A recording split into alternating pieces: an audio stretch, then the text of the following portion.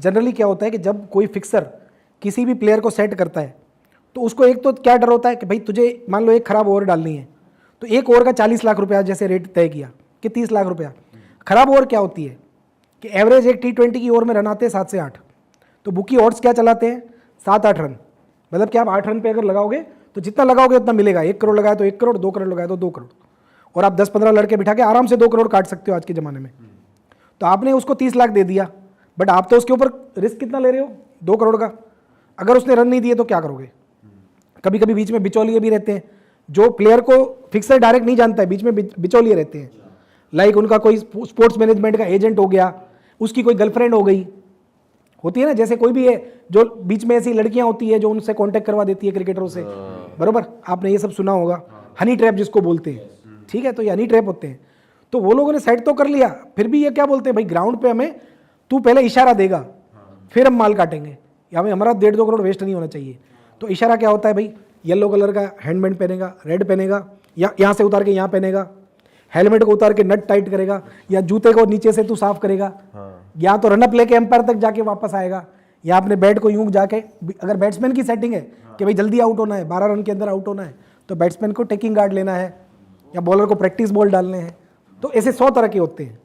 और सर ये फिक्सर और ये प्लेयर जो फिक्सिंग करते हैं, ये मतलब मैच से कितना टाइम पहले होती है ये चीज़ फिक्सर और प्लेयर के बीच में? ये मैच से 1 दिन पहले, 2 दिन पहले, हफ्ते पहले, डिपेंड है कैसे करते होंगे, सबकी अलग अलग सिस्टम होती होगी। बट क्या गवर्नमेंट इसको रेगुलेट करने के लिए और ये देखने के लिए ग्राउंड में उनका बंदा होता है, ठीक है, जो लाइव चालू होता है, ठीक है, वो देखेगा ग्राउंड में कि ओके इसने रेड हेयर बैंड पहना है तो ये काम करेगा, उसके बाद ही वो लोग अपना रिस्क लेंगे, और मैच खत्म होते ही भाई को अपनी फीस मिलेगी। और सर क्या रेगुलेशन मेंटेन करने के लिए प्लेयर्स के फ़ोन टैप होना या स्ट्रिक्टनेस मेंटेन? नहीं, देखिए टैप तो उसी के होते हैं जिनके ऊपर डाउट हो, तो बिल्कुल होते हैं। ये जितने पकड़े गए, कैसे पकड़े गए, जब इनकी चीज़ों पे डाउट गया तो इनके फ़ोन टैप किए गए, कैमरे लगाए गए।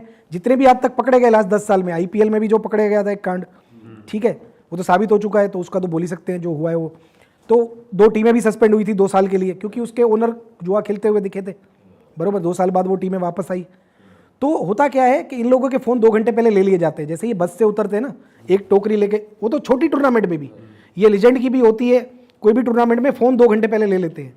बट फ़र्क ही क्या पड़ता है, बात तो कल रात को हो गई। नहीं, रात को हो गई, चालू में कोई भी चेंजेस है तो जो बीच में स्ट्रेटेजी ब्रेक पड़ रहा है 2.5 मिनट का, वहाँ पे आपको आके कोच बता रहा है, मैनेजर बता रहा है, जो प्लेयर नहीं खेल रहा है वो बता रहा है, काम वाला, झाड़ू वाला, कोल्ड ड्रिंक वाला, कितने लोग होते हैं, मैसेज तो कोई भी दे सकता है। राइट। तो सर जैसे मैच फिक्सिंग जब हो जाती है तो जो छोटे लेवल के बुकी हैं, फिर जो नॉर्मल प्लेयर्स खेल रहे होते हैं, जो घर बैठ के बैटिंग कर रहे होते हैं, उन लोग को तो मालूम नहीं होता कि किस लेवल पे चीज़ें बदलने वाली हैं, तो उनके तो बहुत लॉसेज हो जाते होंगे इस चीज़ को देख। जी देखिए, ऐसा है कि जब एक cricket lover, as a cricket lover, मान लो कोई जुआ नहीं भी खेल रहा है, तो उसके साथ भी ये बहुत बड़ा धोखा है, क्योंकि वो देश के भले के लिए खेल रहा है, या फिर वो अपनी टीम को सपोर्ट कर रहा है, फिर वो चाहे क्लब भी क्यों ना हो।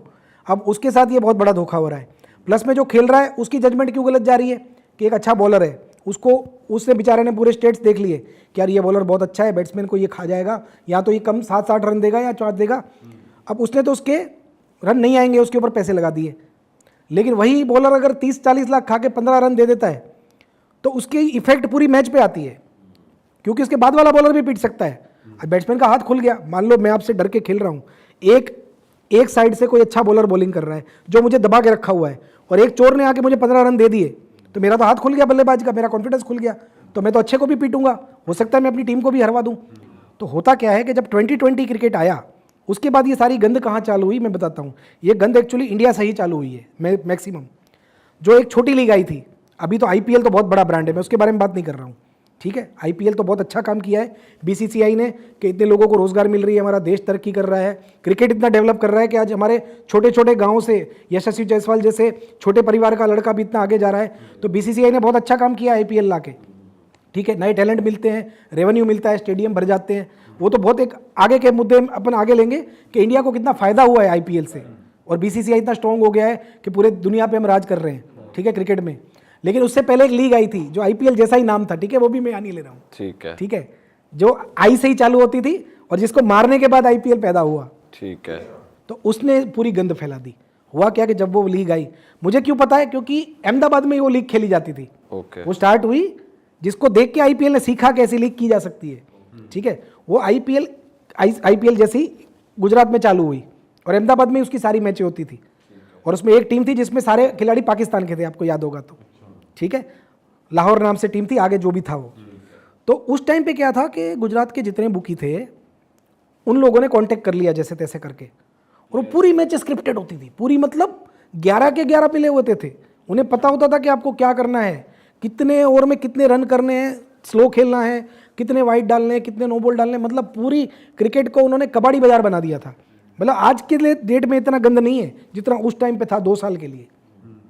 और कुछ फिक्सर तो ऐसे थे कि अगर मान लो कोई टीम के प्लेयर नहीं मान रहे हैं या बोलते हैं कि भाई हमें ये सब काम नहीं करने, ऐसी टीमें भी थी उस लीग में, सारे चोर नहीं थे, बट जो नहीं थे उनके साथ क्या होता था कि क्रिकेट में एक रूल होता है, क्रिकेट की गैम्बलिंग में, कि अगर एक इनिंग खेली गई है और दूसरी इनिंग से पहले मान लो बारिश आ गई जिसको बोलते हैं मैच एबेंडन होना, मान लो बारिश से रिजल्ट नहीं आया, या मान लो कि फ्लड लाइट चली गई, बाढ़ आ गई, भूकंप आ गया, मैच बीच में रुक गई, तो वो मैच का पूरा पेमेंट कैंसिल हो जाता है। मतलब कि हार भी नहीं, जीत भी नहीं, जिसने जो लगाया सब पैसा वापस आ जाएगा। जैसे टाई में होता है कि टाई हो गई तो भी मैच ऑड्स के पैसे वापस आ जाते हैं, कोई नहीं जीतता है क्योंकि सुपर ओवर वैलिड नहीं होती है। तो वो लोग क्या करते थे कि अगर प्लेयर नहीं मान रहे हैं कोई बात नहीं है, उन्होंने उस ग्राउंड के फ्लड लाइट वालों को पैसे दे दिए कि भाई तू कुछ मत करना, एक इनिंग देखेंगे। अब एक इनिंग वो अपनी चॉइस से खेल रहे हैं, चॉइस यानी जो उनको मन में आ रहा है वो टीम खेल रहे हैं, करोड़ 2 करोड़ 5 करोड़ 10 करोड़ से। अगर जो इनिंग ब्रेक तक उनके फेवर में आ गई, लाइक उन्होंने बॉलिंग खेली है और सामने वाली टीम 120 में आउट हो गई, तो उन्हें तो दोनों तरफ प्रॉफिट बुक हो गया, तो कुछ नहीं करेंगे।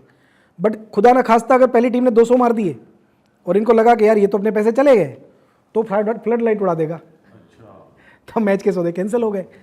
तो उस लेवल की काम चल रहे थे वहाँ पे, और रोकने वाला कोई नहीं था, क्योंकि वहाँ पे तो पूरी सिस्टम ही मिली हुई थी। सर जब इस लेवल की फिक्सिंग हो जाती है तो फिर तो जाहिर सी बात है लॉसेस हो रहे हैं, तो देखा जाता है काफ़ी लोग, जैसे हमने सुना है कि यार कोई सुसाइड कर ले रहा है, किसी का घर बिक गया, सोना चला गया, तो आप इस चीज़ को कैसे देखते हो कि यार एक तरफ तो इतना ग्लोरीफाई किया जा रहा है, इतना पैसा बनता है बुकीज़ का, बैटिंग करके पैसा मिलता है, बट लोग मर भी जाते हैं। जी, मैं देखो अभी इसी बात पे आ रहा हूँ कि हर इंडस्ट्री की अच्छाइयाँ भी होती है, बुराइयाँ भी होती है। तो मैं पहले ये बताना चाहूँगा कि जो आपने बोला कि अगर कोई ज़्यादा हार जाता है, या मान लो अपनी कैपेसिटी से ज़्यादा हार गया, या गैमलिंग की लत ऐसी है, ठीक है, कि आदमी अपनी लिमिट से ज़्यादा हार ही जाता है मोस्टली, अगर उसका सेल्फ कंट्रोल नहीं है तो, जो कि 10% लोगों में होता है, 90 में नहीं होता है, चाहे वो फिर स्टॉक मार्केट हो या कोई भी चीज़ हो।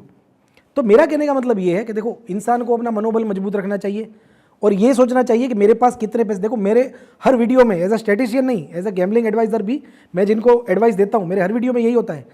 अरे वाह, आपने ये वीडियो यहाँ तक देख ली भाई, तुमने हमारी मेहनत सफल कर दिया, तुम ही लोग हो असली रियल हिट। और अगर आपको बहुत मज़ा आ रहा है ऐसी क्लिप्स में, ऐसी वीडियोस में, तो फटाफट जाइए प्लेलिस्ट पे बिंज वॉच कीजिए, सारी वीडियोस देख डालो और मौज काटो। दैट इज इट, हम मिलेंगे नए पॉडकास्ट में, नई क्लिप में। Till then bye bye, see you, take care, do subscribe, best of real talk online. Okay, bye bye.